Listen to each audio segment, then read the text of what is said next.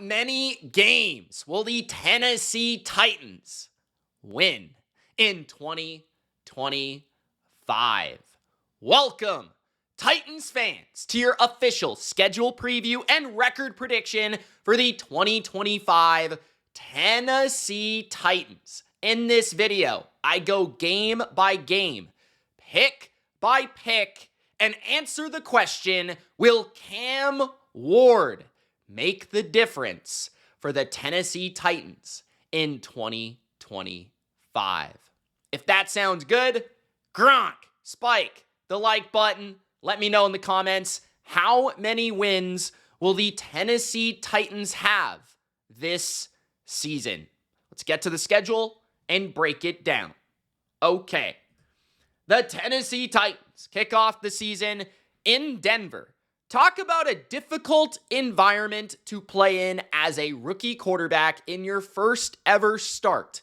Not only do you have to go on the road, but you have to go on the road to one of the most unique environments in the entire NFL. I'm talking about Mile High, especially in week 1 in September, when the humidity and the elevation is that much more difficult. Not only that, but you have a team that led the NFL in sacks defensively, the Denver Broncos last year, and you're trying to figure out the NFL game, the pacing, the speed, your new receivers that you're throwing to, and if the offensive line in front of you can actually do their jobs. So the Titans have a lot of questions here. Meanwhile, the Broncos pretty much have the same exact team that made the playoffs last year. They have one of the best defenses in the league with the defensive player of the year, Zach Allen and Nick Bonito on top of Pat Surtain. This is just a really difficult game. Sean Payton will be humming, and I think Bo Nix will come out and sling it. I am not necessarily thinking that this will be pretty for Cam Ward in his first game. This probably will not be the true determining factor, the debut that you're looking for as a Titans fan. But don't worry, I wouldn't judge his entire career based on his first performance in one of the most difficult environments you could possibly ask from a rookie quarterback. So I'm going with the Broncos to win this game pretty handily. I don't expect the Titans to really be that close in this game.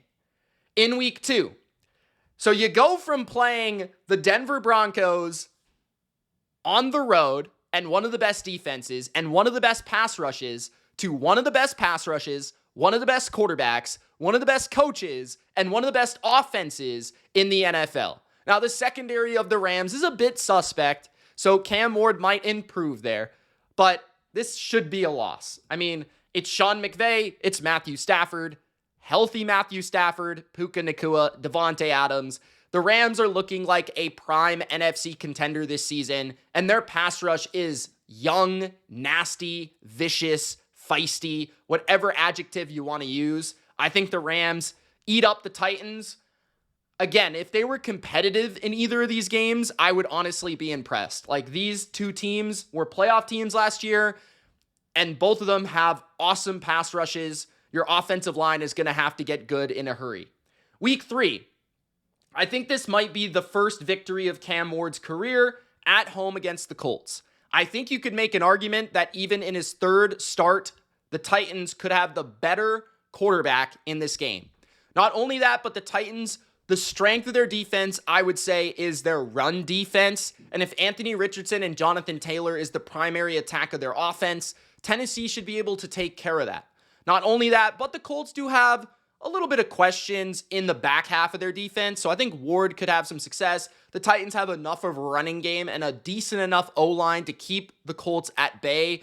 Their strength is truly their defensive line, and that is negated when they travel on the road and don't have that dome crowd noise as well. So I feel like the Tennessee Titans should pick up a win here, but I wouldn't be surprised if they do lose. Week number 4, the Houston Texans in Houston. So 3 of the first 4 weeks, and arguably the Colts do have a good pass rush as well, but the Texans might have the best in the entire NFL. I will be taking the Texans. The Titans, I don't think, have the pass rush of their own to truly give CJ Stroud a lot of fits and a lot of worries sitting back there behind his suspect offensive line.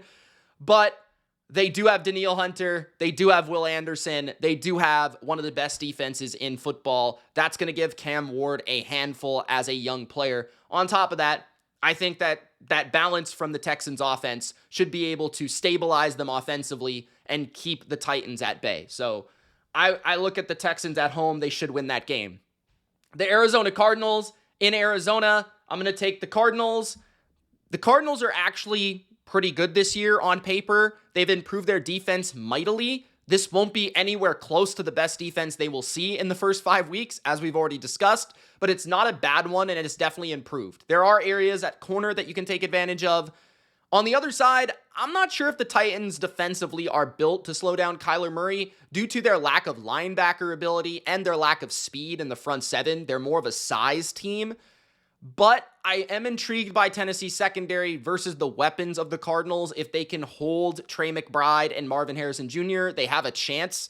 But this is in Arizona. Kyler's more proven at the QB position, and I like the improvements of the Cardinals roster. Plus, their run offense is also one of the best in football. I think the Cardinals will be sneaky good, so I think I'll take Arizona here. Nice little ad there on the right. Classic. Week 6, we've got the Tennessee Titans at the Las Vegas Raiders. The Raiders are at home. This one could go either way. I could see the Titans maybe sneaking out a victory here. So this is one that I'm going to come back to. I'm going to call this a tie for now. I feel like Geno, obviously more proven. Both teams have a bit of an average O-line situation. The Raiders don't have the explosive weapons. They did add Ashton Genty, but they do have Brock Bowers. Their defense is suspect in the back end. I would also say that their pass rush is decent. I think the Raiders are slightly more talented and definitely better coached, and the Raiders are also at home. So those are all considerations. But this could be a game that Cam Ward gets hot and does steal. So I'll come back to that one just to see what happens. I think the Patriots will beat the Titans if for no other reason that it's a Mike Vrabel revenge game. But on top of a Mike Vrabel revenge game, this is the most improved roster in the entire NFL that should actually have one of the best defenses when you talk about Milton Williams being added, Carlton Davis with Christian Gonzalez. This is going to be a very good Patriots defense. So I like the Patriots and Drake May. Week 8, the Indianapolis Colts in Indy. I'll take the Colts to split with the Titans. No real analysis here. It's in Indy. That should change the trajectory of the matchup up front between the Titans offensive line and the Colts defensive line. And I do think, who knows who the quarterback's going to be for Indy at this point. But Shane Steichen is a respectable coach. I would lean him over Callahan. I don't think he's going to lose twice to him. Week number 9, the Chargers at Tennessee. This could be a sneaky upset because I think the Titans do match up well with what the Chargers want to be offensively, which is a power running team. The Titans can take that away. Plus, they have corners to maybe stifle the underwhelming receivers of the Chargers.